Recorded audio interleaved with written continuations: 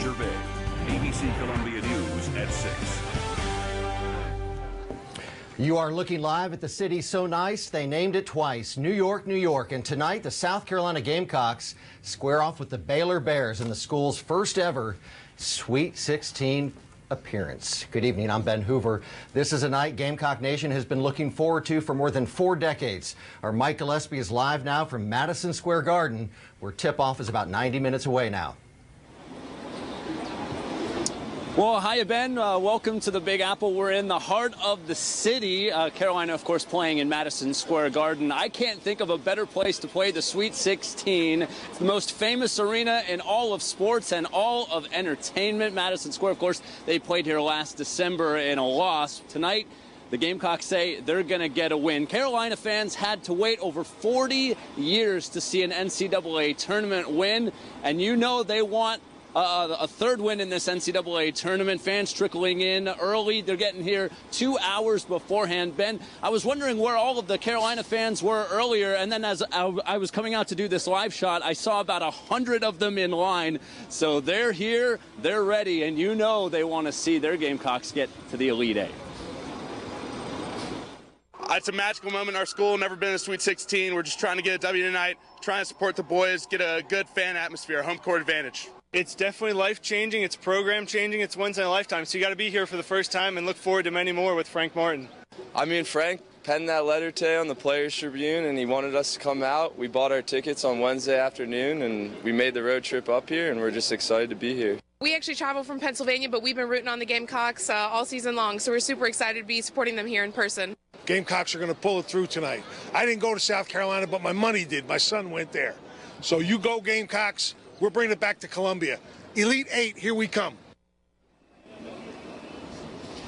And so what does Carolina have to do to get to their first Elite Eight appearance? We'll tell you coming up in sports. Ben?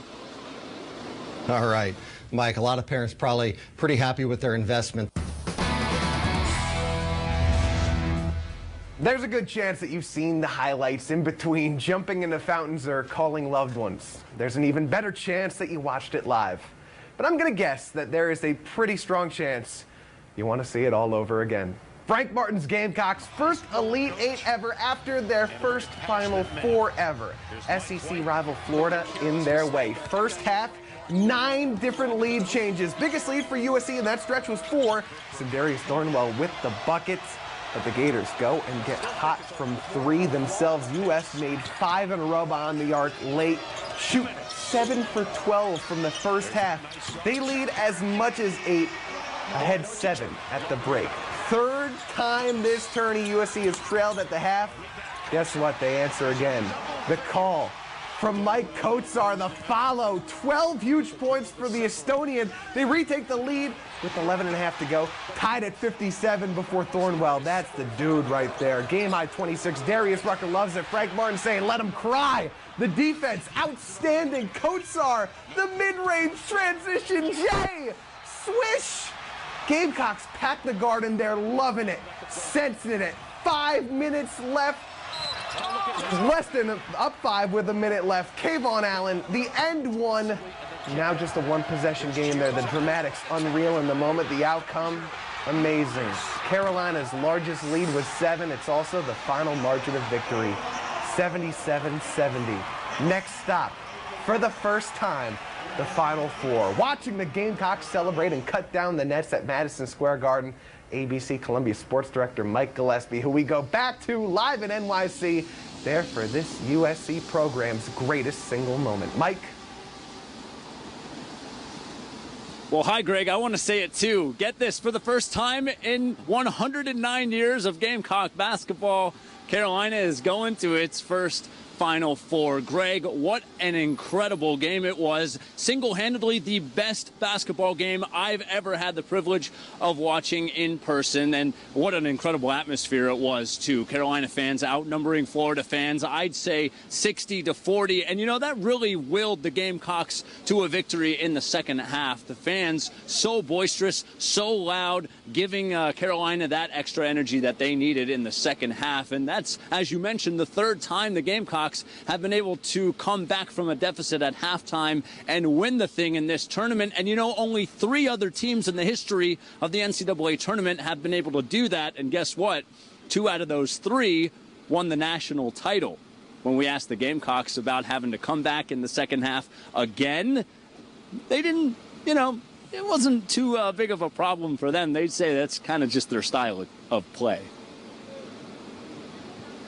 Goes back to adversity, okay? When we weren't good enough to win, they never threw in the towel.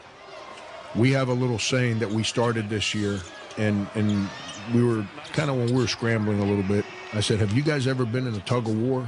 I don't care how hard it is, you can't let go of the rope or your team's going to lose. So we started saying, we're in a difficult moment right now. Hold on to that rope. We weren't too worried about being down 7. You know, Florida's a great team, but we felt like we had been here before. It was kind of deja vu. The same thing happened back in Columbia. You know, they made a run towards the end of the first half, hit a couple threes towards the end of the first half, went up 7, went into the locker room up 7. And we came back and won that one, so why not come back and win this one? We knew we had to make some shots and convert off of the stops that we got. You know, first half we didn't really convert. When we did get them, get a stop, you know, we didn't score on the other end. So it was kind of like we was, you know, trading baskets for a while, and we knew we couldn't win like that. Before the game, we told each other, no matter what happens throughout the game, no matter, you know, who goes on a run and what, stay together and stay committed and hold on to the rope, you know, and that's what we did. The Gamecocks now get Gonzaga in the early game of the Final Four. 6:05 p.m. tip-off in Phoenix. And when we asked Frank Martin tonight whether he'd start any preparations for Gonzaga tonight, he looked at us and he said, heck no, that's for Monday morning. Greg? Yeah, that'll work. Save it for the work week. Enjoy tonight. Mike, you guys do the same. Thanks for all the hard work. Live from Maiden Bay, ABC Columbia News at 6.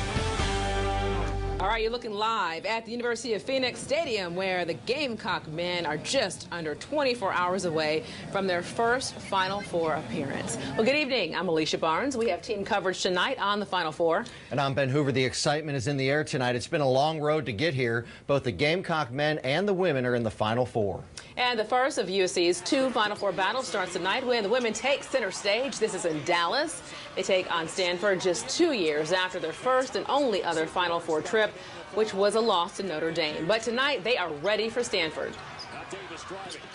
Honestly, it's a Final Four. I don't really think there's anything easy. But I think we just have to play our game, honestly.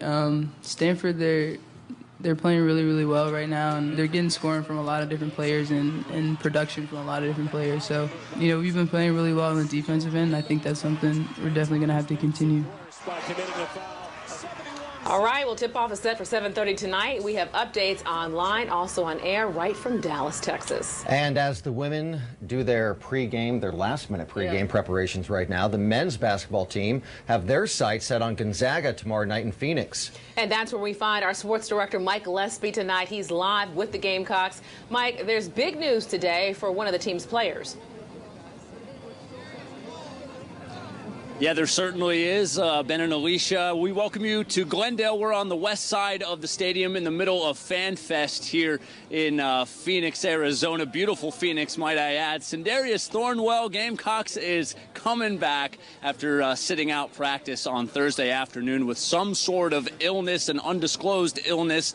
He was back on the court this afternoon. Frank Martin and Sin both telling us today, missing a second day in a row of practice was never an option. He's wired to compete. No, I was playing. I was going to play regardless. He said to me last night, man, I feel like I'm letting everyone down. I was going to play. Yeah, nothing was going to stop me from playing. I said, huh? I said, what is wrong with you? Letting who down? The game's Saturday. Little headaches, fever, little stuff like that. And but I'm fine now. You know, everything's going, and you know, I'm good. Be all right, man. That's just who he is. So everything worked out as we had planned, and you know, I'm just happy to be here with my teammates to be able to practice and get ready for the game. He feels that our guys practiced, and he was not there to help them. That's who he is. I'm fine. I'm doing good. He's in good spirits. I've been giving him a hard time all morning because I know he doesn't like it. That the rest of us worked yesterday, and he laid around the bed and watched TV. Today, you know, my practice is supposed to be limited, but I think they're going to have a pretty hard time getting me off the court today. And here's how incredibly important Sindarius Thornwell has been to this team this season. He ranks third all-time in University of South Carolina history in points scored in NCAA tournaments. That's multiple NCAA tournaments. Sin actually setting the record, though, this season for most points in a single tournament with 103. Coming up in sports, this journey for the Gamecocks started a long time ago. Didn't start in October. It actually started last March when Carolina got snubbed from last year's tournament. Ben and Alicia? All right, we look forward to it. Thanks. Tonight on ABC Columbia News at 11, chasing a title. We're live in Phoenix with highlights and reaction from the Final Four as the Gamecocks go down at the hands of Gonzaga. Plus, it's ladies' night. The Gamecock women gear up for the national championship. Yes, we're just one win away. ABC Columbia News at 11 starts right now. What? Live from Main and Gervais, ABC Columbia News at 11. We knew that the deeper into the season or into the tournament we got, the harder the loss would be. They never gave up. Gamecock Nation is proud tonight of the men's basketball team. Well, good evening. I'm Christy Vaughn. We are live from Main and Gervais, and it's what's being said all across the state tonight. They never gave up. An incredible journey for the Gamecock men's basketball team. Their historic season coming to a close, though, tonight in Phoenix. And that's where we find our sports director, Mike Gillespie. He was at the Final Four witnessing history. He joins us now live. Mike, win or lose, what a night to be a Gamecock. Yeah, you're right, Christy. The magic, luck, skill, heart, or whatever you want to call this incredible ride that the Gamecocks have taken us all on ended tonight in the national semifinals. Carolina's 16-0 run in the second half wasn't enough as Gonzaga takes it 77-73. We just got out of a very emotional locker room. Here's what some of the players had to say. I'm hurt just because, you know, we didn't make it to Monday's game, but, you know, I'm proud of myself, my teammates, you know, everybody, you know, just, you know, how far we made it and, you know, the goals that we set at the beginning of the season, you know, we made all our goals and, you know, how can we hold our heads down? This team's great. Everyone's just a fighter. Everyone's never puts their head down. We always fight.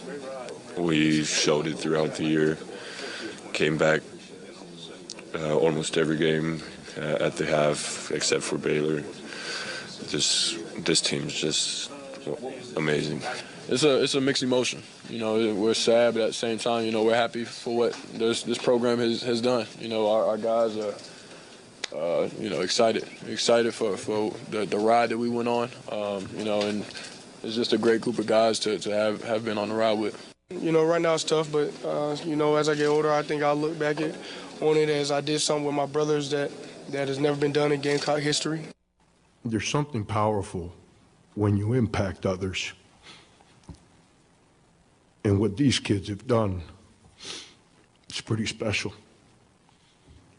When you get people to travel across the country by the masses because they believe in what you do, it's powerful stuff. And they've impacted our community in an unbelievable way, which is worth so much more than the score of a game. Yeah, Frank Martin hitting it right on the head. Carolina obviously extremely emotional, but so much to be thankful for. The Gamecocks become just the third program in the history of the NCAA tournament to be the underdog in every single game and not only be the underdog, but come back to win those games, all 4 of them. Carolina, of course, ending the season tonight in the national semifinals. We'll have much more later on in sports. So let's toss it back to you, Christy. All right. Thank you, Mike. An emotional night, no doubt, for the Gamecocks.